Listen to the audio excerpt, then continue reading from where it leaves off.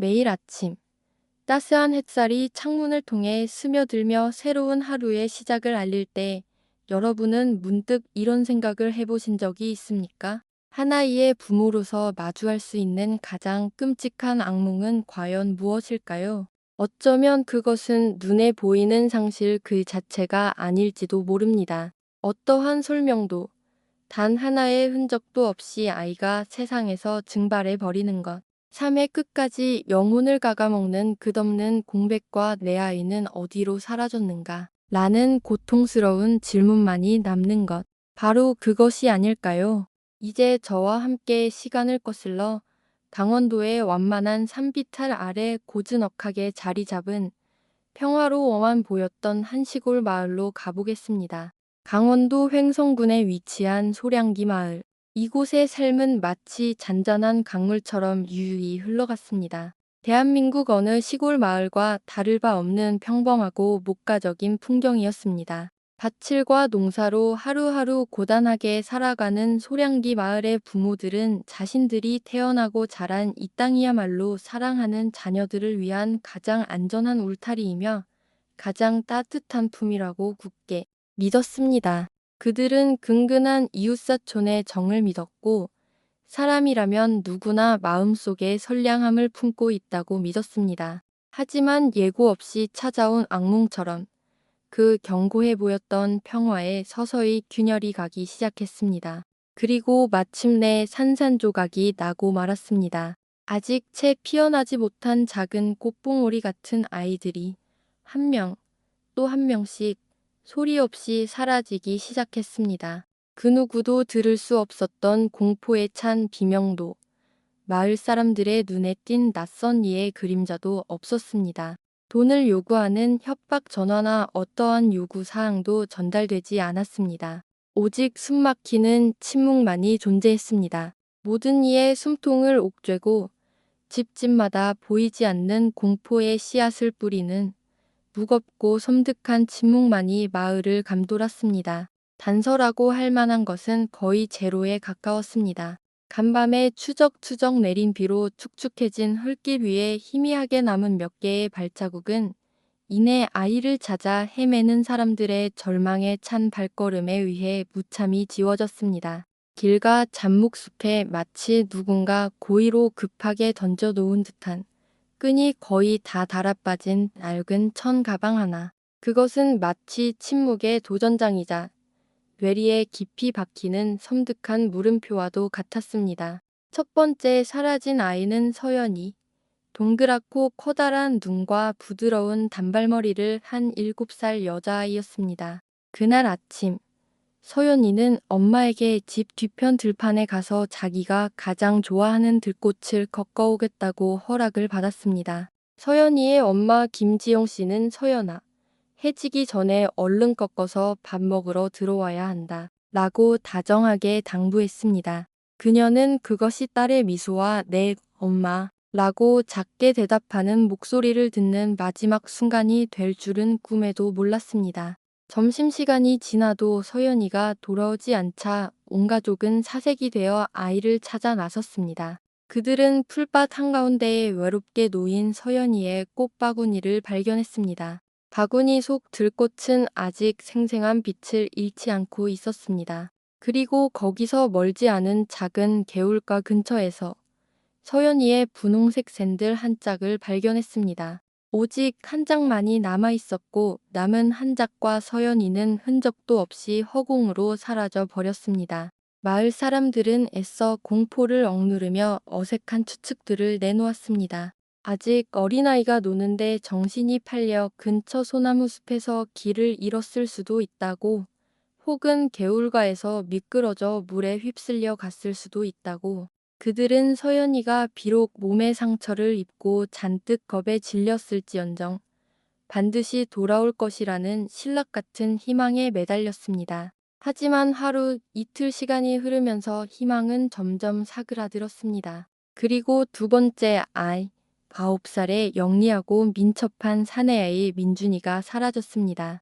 민준이는 수백 번도 더 오갔을 너무나도 익숙한 하굣길에서 실종되었습니다. 당시 민준이와 함께 하교하던 한 친구는 극도의 공포에 질려 제대로 된 문장도 만들지 못한 채 떨리는 목소리로 증언했습니다. 그때 마을 입구에 있는 큰 느티나무 아래에 어떤 아저씨가 서 있었어요. 모자랑 마스크를 써서 얼굴이 잘 안 보였는데 그 아저씨가 민준이를 부르더니 달고나를 주겠다고 했어요. 민준이가 아저씨한테 가는 걸 봤어요. 저는 먼저 앞으로 걸어가면서 민준이가 달고나만 받고 금방 따라올 거라고 생각했어요. 그런데 아무리 기다려도 민준이가 오지 않았어요. 달콤하지만 치명적인 유혹의 미끼였습니다. 그리고 세 번째 아이, 귀여운 양갈래 타은 머리를 한 6살 하윤이가 대낮에 수많은 사람들이 오가는 어린이집 정문 앞에서 엄마를 기다리다가 감쪽같이 사라졌을 때 소량기, 마을의 그 누구도 더 이상 스스로를 기만하지 못했습니다. 이것은 우연이 아니었습니다. 사고도 아니었습니다. 이것은 명백한 범죄였습니다. 어둠 속에 몸을 숨긴 어떤 자, 혹은 어떤 세력에 의해 치밀하게 계획되고 냉혹하게 실행된 끔찍한 범죄였습니다.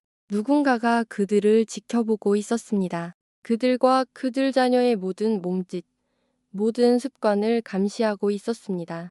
누군가가 아이들이 늘 제잘거리며 오가는 익숙한 등하굣길, 아이들이 모여 놀던 구석진 공터들을 점으로 이어 잔인한 죽음의 지도를 그려놓았던 것입니다.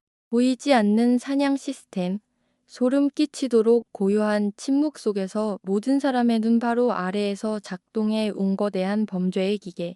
이것은 결코 순간적인 광기에 사로잡힌 외로운 늑대의 소행이 아니었습니다. 한순간의 실수나 충동적인 행동도 아니었으며 운명의 장난 같은 우연은 더더욱 아니었습니다. 사람들이 일상 속에서 무심코 지나쳤을지도 모르는 사소한 징후들, 평소보다 길게 느껴졌던 낯선 이의 시선, 학교 시간 즈음 학교 주변을 배회하던 번호판 없는 낡은 오토바이, 모르는 사람이 건네는 과자와 사탕. 이 모든 것들은 사실 서로 긴밀하게 연결된 중요한 사슬의 고리들이었습니다. 체계적으로 계획되고 냉정하고 무자비하게 실행된 연쇄 범죄의 일부였던 것입니다. 그렇다면 가장 고통스러운 질문이 남습니다. 이 끔찍한 범죄의 검은 장막이 아주 조금이라도 걷히기 전까지 대체 얼마나 많은 아이들의 웃음이 짓밟혔으며 얼마나 많은 작은 생명들이 미래를 송두리째 빼앗겼을까요? 그리고 진정으로 가장 최악인 것은 무엇일까요? 어쩌면 그것은 범죄의 존재를 뒤늦게 깨달은 충격의 순간이 아닐지도 모릅니다. 우리가 그 범죄와 나란히 살며 같은 공기를 마시면서 어쩌면 수년 동안 아무것도 모른 채 단 한순간의 경계심도 없이 지내왔다는 씁쓸한 사실을 깨닫는 순간일 것입니다. 그 공포, 그 극한의 무력감은 범죄 그 자체보다 더 끔찍하고 더 깊은 상흔을 남기는 법입니다. 소량기 마을은 눈에 보이는 공포에 잠식당했습니다. 평소 마을을 가득 채우던 아이들의 명랑한 웃음소리는 완전히 자취를 감추었습니다. 그 자리에는 의심과 경계심 가득한 눈빛으로 서로를 훑으면 안우는 나직한 수군거림만이 남았습니다. 어른들의 얼굴은 언제나 팽팽하게 당겨진 활시위처럼 굳어 있었고 깊은 시름에 잠겨 있었습니다. 그들은 묵묵히 자신의 일을 했지만 마음은 단 한시도 편할 날이 없었습니다. 늘 뛰어놀기 바빴던 작은 천사 같은 아이들은 이제 어른이 바로 옆에 붙어 있지 않으면 대문 밖으로 한 발짝도 나가는 것이 금지되었습니다. 어느 집이든 해가 서산 너머로 채 넘어가기도 전에 굳게 문을 걸어 잠갔습니다.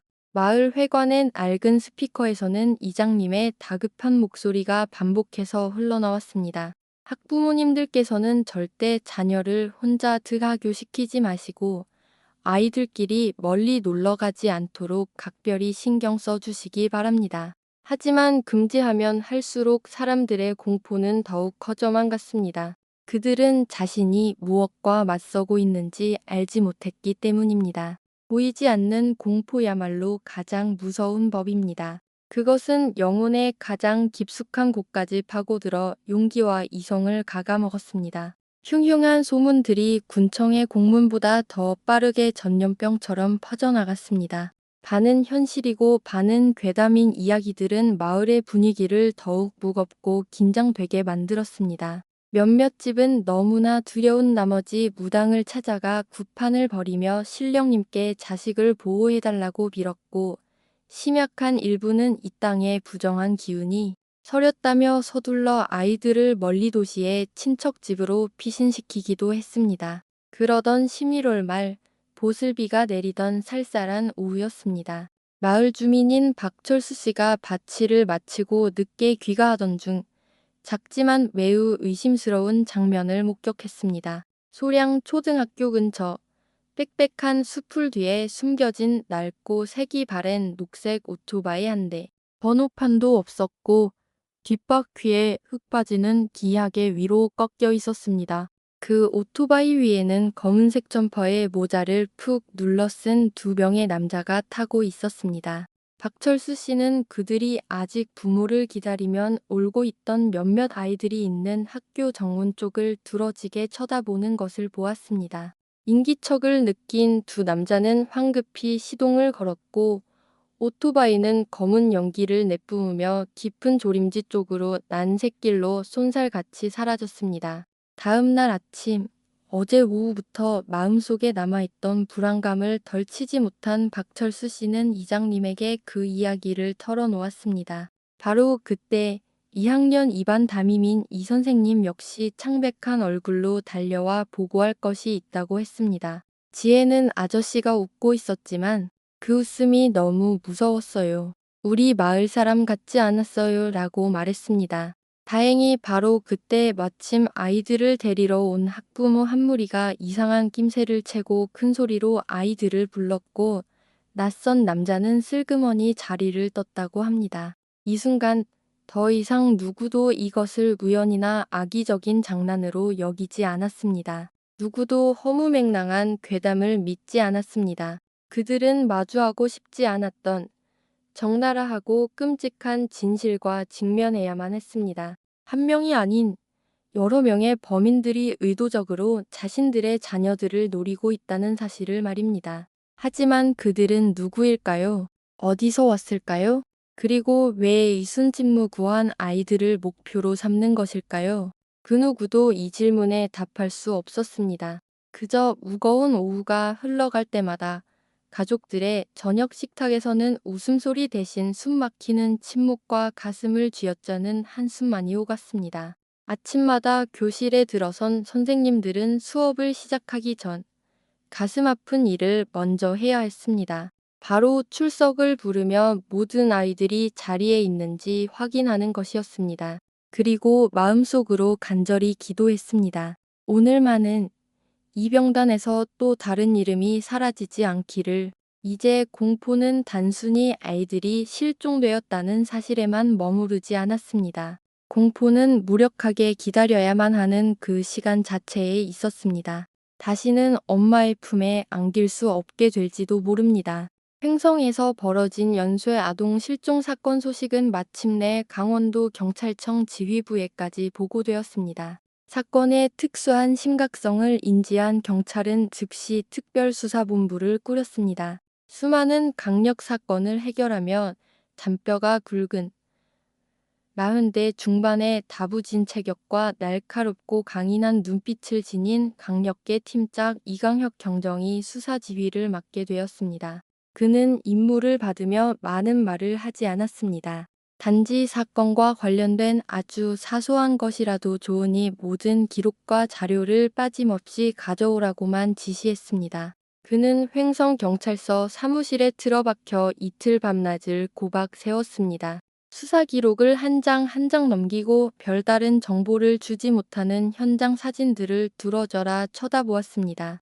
특히 운 좋게 낯선 자의 접근에서 벗어났던 아이들을 포함한 모든 목격자들의 진술서를 몇 번이고 반복해서 읽었습니다. 그의 얼굴은 점점 더 깊은 생각에 잠겼고 미간의 주름은 더욱 깊게 패였습니다. 그리고 마침내 그의 시선이 한 이름 앞에서 오랫동안 멈췄습니다. 강원도 정과자 기록에서 그리 낯설지 않은 이름. 김진태. 왼쪽 눈썹을 가로지르는 긴 흉터 때문에 흉터김으로 불리는 자였습니다. 1978년생. 본적은 전라북도지만 한동안 횡성 일대를 더돌며 진행 기록이 있었습니다. 흉터김의 과거는 절도, 폭행, 공무집행방해 등 온갖 범죄로 얼룩져 있었고 특히 2015년에는 아동 성추행 혐의로 5년형을 선고받은 전력이 있었습니다. 그는 2023년 초에 만기 출소했습니다. 김진태는 일정한 직업도, 처자식도, 명확한 주소지도 없었습니다. 그의 삶은 이곳저곳을 떠돌면 알품파리로 하루를 연명하는 나날의 연속이었습니다. 하지만 그의 과거 기록에 담긴 한 가지 특별한 진술이 이강혁 경정의 미간을 찌푸리게 만들었습니다. 그것은 수년 전 아동 성추행 혐의로 체포되었을 때 그가 조사관에게 태연하게 내뱉었던 말이었습니다. 나는 어른들이랑 말하는 거 싫어합니다. 그 인간들은 너무 복잡해요. 나는 그냥 애들이랑 노는 게 좋아요. 애들은 귀엽고 다가가기 쉽고 무슨 말을 해도 다 믿으니까. 그 말은 이제 이강혁 경정의 머릿속에서 섬뜩한 경고음처럼 울려 퍼졌습니다. 정보망을 통해 파악한 바에 따르면 김진태는 출소 후 7개월 만에 횡성으로 다시 돌아와 소량기 마을과 가까운 민유림의 인적이 드문 곳에 임시로 지낼 허름한 오두막을 지었습니다. 그 오두막은 민가와 상당히 떨어져 있었고 좁고 구불구불한 샛길 하나만이 연결되어 있어 오가는 사람이 거의 없었습니다. 그는 벌목이나 제초, 공사장 보조 등 닥치는 대로 날품팔이를 하며 생계를 유지했고 조용하고 폐쇄적인 생활 탓에 누구의 특별한 관심도 받지 않았습니다. 즉시 베테랑 형사들로 구성된 잠복팀이 김진태의 오두막으로 비밀리에 접근하라는 명령을 받았습니다. 하지만 그들이 도착했을 때 흉터김은 이미 위험을 감지한 늙고 교활한 여우처럼 자취를 감춘 뒤였습니다. 그는 이미 도주한 것이었습니다. 썩어가는 마룻바닥 널빤지 밑에서 경찰은 낡고 해진 남색 청가방 하나를 발견했습니다. 가방 안에는 가장 노련한 형사들의 심장마저도 먹게 할 만한 물건들이 들어 있었습니다. 서연이가 실종 당일 입고 있던 교복 치마와 똑같은 난폭하게 찢긴 푸른색과 흰색의 체크무늬 전조각 하나. 하윤이의 엄마가 늘 달의 머리에 꽂아주던 분홍색 나비 모양 머리핀. 그리고 민준이가 수집하는 것을 무척 좋아했던 영롱한 빛깔의 7색깔 구슬 한 알. 이강혁 경정의 피가 들끓었습니다. 이 증거물들이 비록 김진태가 유일한 범인이라고 단정할 수는 없지만 그가 아이들의 실종과 직접적인 관련이 있다는 것은 명백했습니다. 그날 밤 수사팀이 김진태의 오두막에서 머티결러스하게 증거를 수집하고 있을 때 소량기 마을에서 그리 멀지 않은 큰 저수지인 소량 저수지에서 그물로 고기를 잡던 한 어부가 극도로 혼란스러운 상태로 파출소에 전화를 걸어왔습니다. 그는 새벽녘에 그물을 끌어올렸는데 유난히 무거워서 열어보니 물고기가 아니라 낡고 옷이 다 찢어진 인형 하나와 흠뻑 젖고 진흙투성이인 어린이 옷 한 벌이 들어있었다고 더듬거리며 말했습니다. 그리고 가장 끔찍하게도 그 옷가지 사이에 끼어있던 적고 구겨졌지만 아직 글씨를 알아볼 수 있는 학생용 노트 한 장. 그곳에는 아예 서툴고 삐뚤빼뚤한 연필 글씨로 이렇게 쓰여 있었습니다. 엄마, 추워요. 무서워요. 구해줘요. 이강혁 경정은 즉시 현장 통제를 명령하고 법리학팀을 급파했습니다. 그는 저수지 깊은 곳에서 건져 올려진 증거물들을 말없이 바라보았습니다. 그의 눈에는 비통함과 분노가 이글거렸습니다.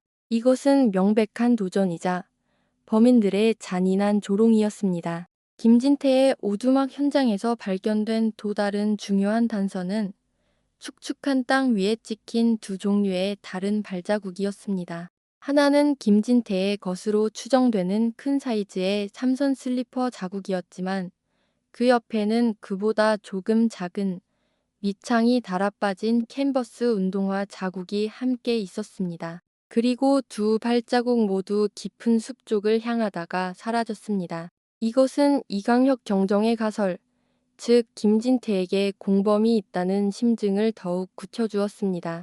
소량 저수지에서의 현장 감식과 김진태에 대한 추적이 팽팽하게 진행되던 다음 달 오후, 수사본부에 뜻밖이면서도 희망적인 소식이 전해졌습니다. 10살 정도로 보이는 남자아이가 소량기 마을에서 꽤 떨어진 인접면의 한 주유소 근처에서 극도의 탈진과 공포에 질린 상태로 방황하다가 주민에게 발견되었다는 것이었습니다. 아이의 온몸은 진흙투성이였고 옷은 갈기갈기 찢겨 있었으며 팔다리에는 긁힌 상처와 함께 여러 개의 멍자국이 있었습니다. 아이는 거의 의사소통이 불가능한 상태로 자신의 이름도 집도 기억하지 못하고 의미를 알 수 없는 몇 마디 단어만 중얼거렸습니다. 경찰관과 의료진이 조심스럽게 다가가 아이를 안정시키려 하자 아이는 몸을 웅크린 채 겁에 질린 눈으로 사람들을 바라보며 헛소리를 하듯 작은 목소리로 같은 말만 반복했습니다. 어두운 창고, 나쁜 아저씨들, 아저씨가 때렸어요. 도망쳤어요. 계속 도망쳤어요. 수사팀은 즉시 아이를 군립병원으로 이송해 의료 조치와 함께 특별 보호에 들어갔습니다. 의사들의 헌신적인 보살핌과 수액 투여, 음식 섭취 후 아이의 건강은 점차 안정되었습니다. 아이의 신원은 10살의 김지훈으로 소량기 마을 사건이 집중적으로 발생하기 약 일주일 전 같은 면에 다른 마을에서 실종 신고된 아이 중 한 명으로 확인되었습니다. 지훈이는 야수의 소나귀에서 살아남아 탈출한 첫 번째 생존자였습니다. 의사들이 지훈이의 건강을 살피는 과정에서 그들은 아이의 손목과 발목에서 끔찍한 흔적을 발견했습니다. 장시간 밧줄에 묶여 있었던 듯 깊고 검붉게 팬 자국이 남아 있었습니다. 등에는 채찍으로 맞은 듯한 선명한 상처가 여러 개 있었고 특히 왼쪽 팔뚝에는 담뱃불로 지진 듯한 작고 둥근 화상 자국이 있었습니다. 여전히 극심한 공포와 충격으로 기억이 온전치 않았지만 심리 전문가들의 도움을 받아 지훈이가 내뱉는 단편적이고 끊어지는 증언과 아이가 힘겹게 그려낸 서툰 그림들을 종합하여 수사본부는 매우 귀중한 정보를 얻을 수 있었습니다.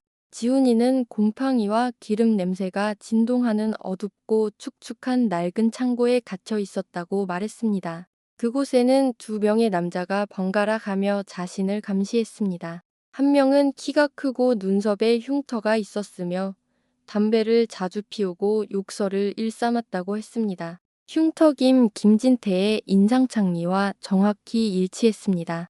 다른 한 명은 키가 더 작고 뚱뚱했으며 어눌한 사투리를 썼지만 자신을 때릴 때는 훨씬 더 잔혹했다고 증언했습니다. 그는 기력이 다해 쓰러질 때까지 달리고 또 달렸고 마침내 주민에게 발견된 것이었습니다. 지훈이가 발견된 지 불과 몇 시간 후 또 다른 신고가 온 지역을 뒤흔들었습니다.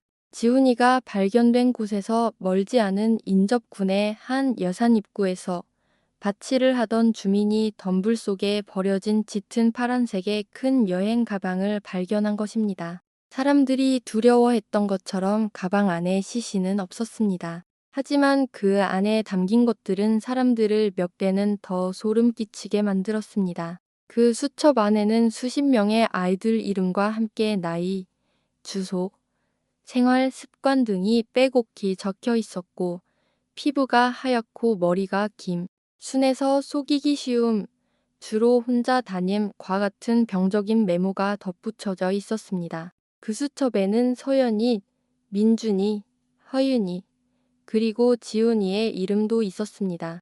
이강혁 경정은 분노로 떨리는 손으로 수첩을 움켜쥐었습니다. 이것은 더 이상 단순한 아동 납치 사건이 아니었습니다. 이것은 체계적이고 잔혹하게 움직이는 조직적인 범죄였습니다. 그 목적은 단순히 아이들을 납치하는 것을 넘어 성적 학대나 심지어 인신매매와 같은 훨씬 더 끔찍한 범죄와 연관되어 있을 가능성이 높았습니다. 지훈이의 증언과 수집된 증거를 바탕으로 두 번째 공범의 윤곽이 드러났습니다. 퉁보최라는 별명을 가진 최동철, 1980년생으로 남부지방 출신이며 강도 및 상해 전과가 있었습니다. 출소한 지 1년 남짓 되었고 불분명한 행적으로 인해 관할 경찰의 요주의 인물로 관리되고 있었습니다. 최동철은 강원도로 넘어와 어떠한 범죄 조직을 통해 김진태와 연결된 것으로 추정되었습니다. 김진태와 최동철에 대한 전국 특별 수배령이 내려졌습니다. 모든 수사 인력이 동원되어 두 사람이 숨어 있을 만한 모든 연고지와 장소를 샅샅이 뒤졌습니다. 그리고 사흘 뒤 해 진력 무렵 강원도 경찰청 특별수사팀은 관할 경찰과 공조하여 강릉의 한 위장 모텔을 급습했습니다. 최동철은 도주를 위해 짐을 꾸리던 중 현장에서 체포되었습니다. 그는 격렬하게 저항했지만 베테랑 형사들에게 제압되었습니다. 현장에서 압수된 증거물은 상당한 액수의 현금, 여러 개의 대포폰, 그리고 휴대폰 한 대였습니다. 그 휴대폰에는 황급히 녹음된 듯한 짧은 음성 파일이 하나 있었습니다. 음성 파일이 재생되자 공포에 질려 떨리는 한 아이의 목소리가 흘러나왔습니다. 아저씨, 잘못했어요. 집에 보내주세요. 엄마 살려주세요. 음성은 잡음이 심하고 불분명했지만 듣는 이들의 가슴을 먹먹하게 만들기에는 충분했습니다. 그날 밤 최동철은 강원도 경찰청으로 압송되어 집중 신문을 받았습니다. 처음에는 완강하게 버티며 모든 혐의를 부인했습니다. 그는 김진태가 주범이며 자신은 그저 꼬임에 넘어갔을 뿐이라고 모든 책임을 떠넘기려 했습니다. 마침내 노련한 수사관들과의 20시간에 걸친 팽팽한 심리전 끝에 최동철은 고개를 숙였습니다. 그는 자신과 공범의 모든 범죄 행각을 자백했습니다. 그리고 마침내 어둠의 배후에 있던 미스터리한 인물, 새로운 이름이 최동철의 떨리는 입에서 처음으로 언급되었습니다. 그는 자신과 김진태는 그저 돈을 받고 심부름을 하는 하수인에 불과하며 다른 한 남자의 명령에 따라 움직였다고 실토했습니다. 그들은 한 번도 실물을 본 적도 진짜 신분도 모르는 남자였습니다. 그들은 그 남자를 오직 하나의 이름, 막강한 권력과 비밀을 암시하는 별명으로만 불렀습니다. 박 선생.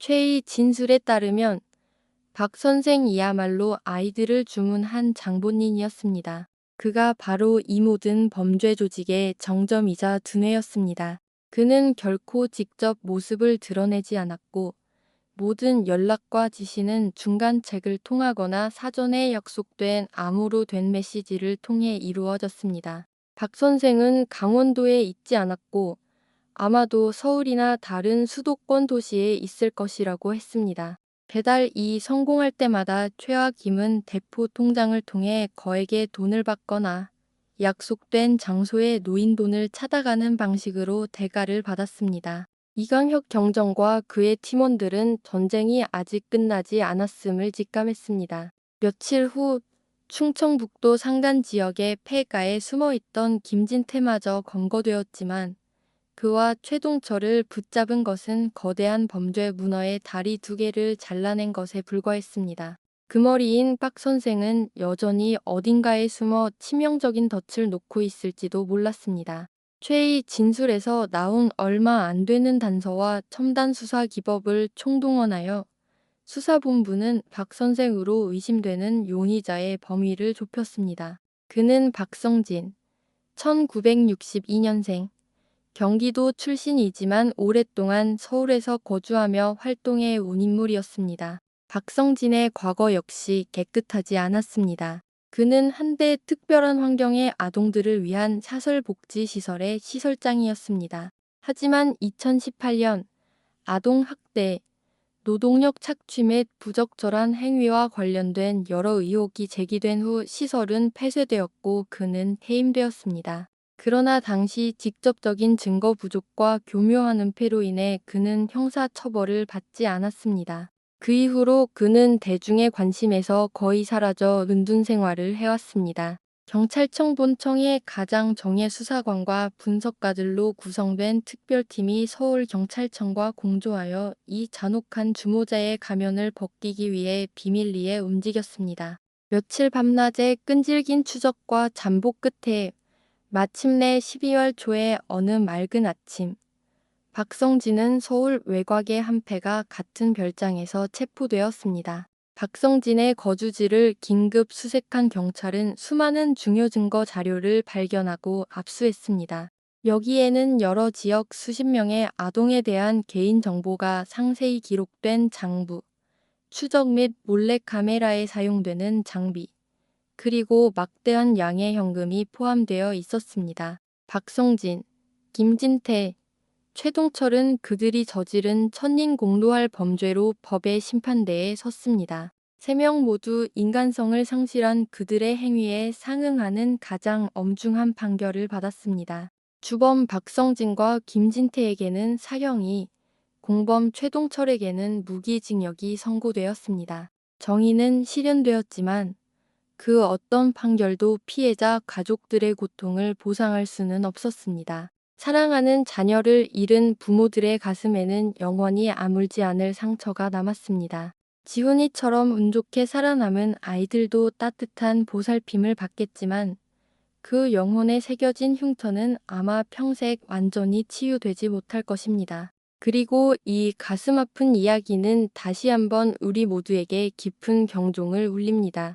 범죄는 가장 평화로워 보이는 곳, 바로 우리 곁에 숨어 있을 수 있다는 것을, 경계심과 관심, 그리고 스스로를 보호하는 기술은 모든 아이들에게 없어서는 안 될 필수적인 준비물이자 모든 부모와 우리 사회 전체가 외면할 수 없는 책임이라는 것을 말입니다. 우리는 시간을 되돌려 이미 일어난 일을 바꿀 수는 없습니다. 하지만 우리는 비슷한 비극이 다시는 반복되지 않도록 할 수 있는 모든 것을 해야만 합니다. 절대로 안일하게 생각하지 마십시오. 절대로 방심하지 마십시오. 우리 아이들의 이야기에 더 귀를 기울여 주십시오.